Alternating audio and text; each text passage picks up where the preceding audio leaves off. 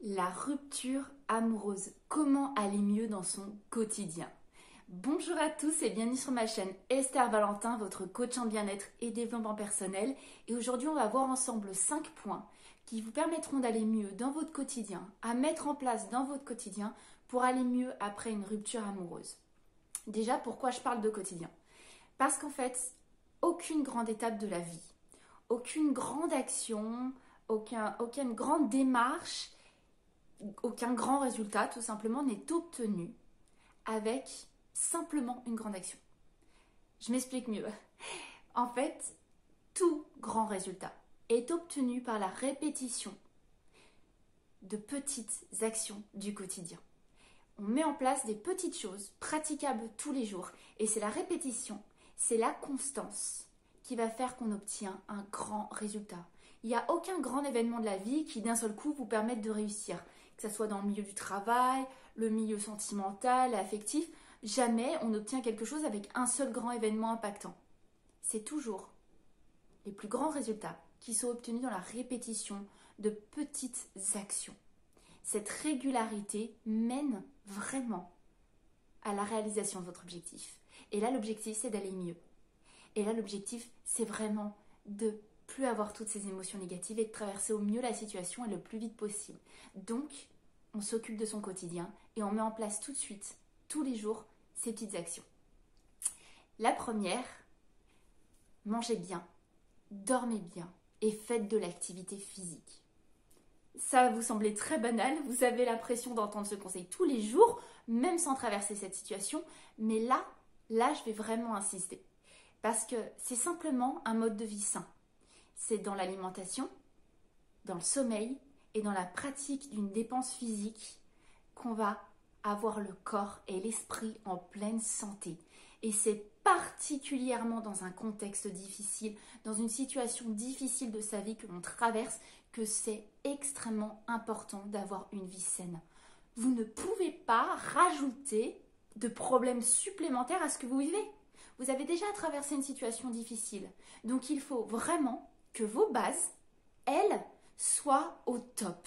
Comme ça, vous avez déjà l'esprit reposé, vous avez le corps reposé, vous êtes au mieux sur les choses que vous contrôlez et vous n'avez plus qu'à garder l'énergie restante pour vous occuper à traverser la situation difficile. Si vous partez avec des bases déjà instables, comment se reconstruire? Comment aller mieux? Comment traverser la situation mieux? Vous avez vraiment besoin de bien dormir, de bien manger et de pratiquer une activité physique. C'est maintenant que la santé et tout simplement votre rythme de vie doivent être extrêmement bons parce que c'est ça qui va vous donner le tremplin pour affronter les difficultés autour. Deuxièmement, le deuxième conseil, ça va être voyez vos proches. Il va falloir les fréquenter. Même si c'est un moment où je sais, on a envie de s'isoler, on a envie de pleurer, on a envie de se reclure chez soi. Mais non, c'est tout le contraire. Après une rupture amoureuse, on a besoin d'être entouré d'amour. On a l'ego blessé, on a le cœur brisé. On a l'impression que l'amour s'effondre, alors que l'amour, vous avez toute la place pour le recevoir et le donner auprès de vos proches. C'est en étant avec eux que vous allez, et de un, vous recréer des émotions positives. Et surtout de deux, vous entourer d'amour. Et de voir que vous êtes encore capable d'aimer, d'en donner. Il n'y a pas que la vie sentimentale, il y a toute la vie familiale et affective. Les amis, la famille, peut-être les enfants. Ça fait beaucoup de gens à aimer et c'est des gens qui vous aiment. Et de voir tout simplement que vous pouvez recevoir de l'amour, des sourires, de l'attention, ça va aider votre esprit à traverser cette situation en réalisant qu'il y a encore de l'amour, il y en a plein et il y a plein de raisons de tout simplement continuer et d'affronter le quotidien d'une manière positive. Le troisième conseil, ça va être de sortir à l'extérieur. Sortez à l'extérieur de chez vous, même s'il fait froid, même si vous n'avez pas envie, je sais, ça demande de se préparer, ça demande de sortir. De toute façon, ça vous demande un effort. Mais vous le savez, ce sont ces petites actions du quotidien qui vont mener vraiment au résultat voulu. Allez le mieux possible. Vous êtes parfaitement reconstruit. Pourquoi je vous dis de sortir? Quand je dis sortir, déjà, ça peut être simplement vous balader 15 minutes dehors, aller boire un café en terrasse, ou peut-être tout simplement, encore voir un proche peut faire partie des sorties. Hein. Ça peut être un double conseil, hein, voir les proches et sortir de chez soi. Sortez, mais n'attendez pas justement de voir quelqu'un. Sortez par vous-même. Vous avez peut-être une journée de week-end où vous êtes chez vous, vous avez la possibilité de rien faire, programmez-vous quelque chose dehors. Comme je vous ai dit, même si ça allait marcher 15-30 minutes, sortez. Parce que c'est à l'extérieur qu'on se ressource. C'est pas à l'intérieur, surtout si vous êtes encore à l'intérieur du logement où vous avez été en couple. Non, vous avez besoin de sortir, vous avez besoin de voir que ça continue en fait. Ça continue de tourner dehors. Il y a la nature, il y a la vie, il y a des gens, il y a des commerces. Tout simplement, il y a un extérieur. Et c'est dans l'extérieur que l'être humain se ressource. Aucun être humain ne va bien en restant cloîtré chez soi des jours et des jours et des jours d'affilée. Non, ça ne fonctionne pas. C'est à l'extérieur qu'on se ressource. Ça peut même être fatigant, parce que vu que vous allez devoir vous forcer, vu que vous êtes peut-être habitué, et peut-être même que vous n'aviez jamais pris l'initiative de faire des choses seul, et donc d'aller boire un café seul en terrasse, ça peut être une nouveauté pour vous. Dans tous les cas, ça vous apporte du positif. Ça va vous demander un effort, ça va vous fatiguer, ça va vous rendre fier de vous parce que vous l'aurez fait tout simplement. Et de mettre en place cette habitude, ça va créer quelque chose chez vous, un nouveau rythme de vie qui va être extrêmement bon pour l'avenir. Parce que tout simplement, quelqu'un qui sort, c'est quelqu'un qui s'ouvre au monde. Ça va être de croiser quelqu'un, un sourire, une petite parole au commerçant, au serveur, à la boulangère. Ça peut être n'importe quoi, c'est ces petites choses, encore une fois, qui finalement vont avoir beaucoup plus d'impact que de faire une grosse et unique action. Toutes ces petites actions placées dans votre quotidien, je vous assure, le résultat, il est là. C'est avec ça qu'on l'obtient. Le quatrième point que je voulais vous partager, c'est lisez, écoutez, regardez des choses positives. Entourez-vous de choses positives. Ce n'est peut-être pas le moment de regarder un film dramatique, quoique si c'est là que vous vous sentez bien, allez-y. Mais faites des choses qui vous plaisent. C'est le moment ou jamais de vous tourner vers des activités, des lectures, des films qui sont positifs et vous amènent du positif. Parce que même si vous n'êtes pas bien, même si vous avez envie de pleurer, vous allez lire un livre et de lire des choses positives, peut-être de l'humour, même de l'amour. Contrairement à ce que vous pensez, non, ça ne va pas vous rendre triste. Vous allez regarder des choses agréables. Et votre cerveau va tout simplement recréer l'hormone de la récompense.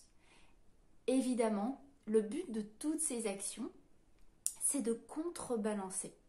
En fait, dans votre vie quotidienne, vous avez tous ces éléments que je suis en train de vous parler qui sont des éléments positifs. Vous étiez dans votre couple, votre vie sentimentale était positive ou correcte, peu importe. Vous avez ce balancement de tout était positif, le négatif était assez équilibré. Vous aviez des événements de la vie qui rendaient les choses, qui vous apportaient du négatif, mais vous aviez tout ce positif. Positif, en plus, qu'on ne se rend plus trop compte quand on l'a. Les proches, un bon film, un toit au-dessus de sa tête, on ne se rend plus trop compte qu'on l'a.